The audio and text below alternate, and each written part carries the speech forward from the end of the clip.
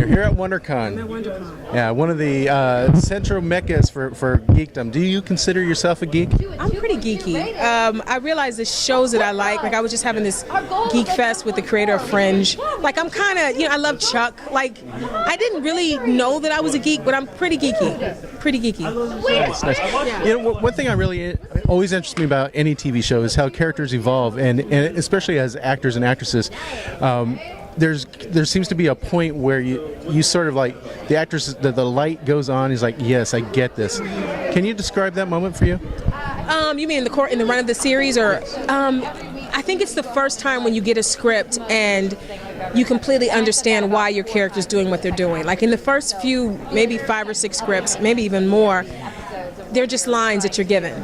Oh, this is what she's saying. Oh, this is what she's doing. And then there's somewhere around for me, it was like the middle of the first season when I got the script and I'm like, oh, Shirley's doing this because this is who she is. Oh, I get it. So you start to kind of embody them completely. And I don't know if everyone does it like on paper, but we all kind of have our own backstories, our own imaginations of who these people are. So it's kind of cool when what I think Shirley is or who I think Shirley is kind of dovetails with who Dan Harmon decides she is, So it's that feeling.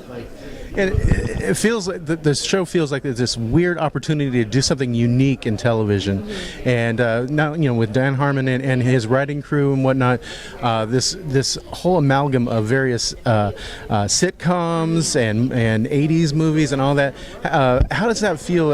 Being grown up around that to sort of have this embodiment and spirit in the show. Well, this is what's crazy. I grew up loving The Cosby Show and loving Malcolm Jamal Warner in particular.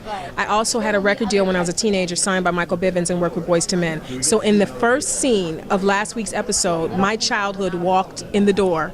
Like, that's insane to me. So it's been wonderful to be able to have that experience. And Dan Harmon and I are around the same age, so everything that he thinks is cool, I think is cool. Like, we had the same childhood growing up, so the same toys, the same TV shows, the same cartoons.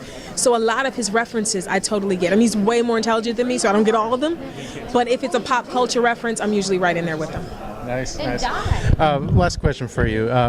This is a show that's been off and on the air so many times. The fans are so fervent for it, like none other on the show.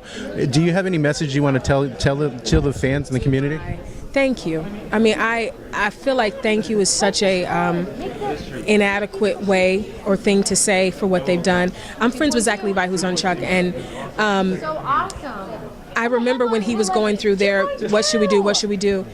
And he kept telling me what his fans were doing, what the fans were doing for Chuck, and it touched me for my friend. To then 2 years later have that outpouring of love and support from strangers for us. Like, it's their favorite show, but it's our job. Like, they're literally saving our job. Like, when you look at it at that level, beyond what they may get from the show for them for entertainment, these people are going out of their way to make sure I get to go to work. Yeah.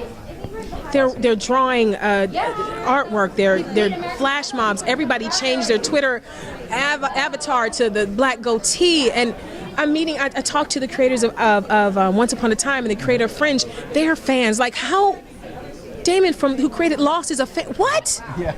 So beyond the wonderful people that we don't know that are just in the world, there's also like these amazing people that I respect and love come on, I don't even know. It's just thank you. Like, it's just such a great gift. And that's why we are excited to come to places like Comic-Con and WonderCon, because this is the only time we get to actually look out and see them and sign stuff for them and take pictures with them, so they feel like they're getting something in return beyond just the show. Nice. We can't do enough. I'm sure it's a matter of time we see community cosplaying on the floor.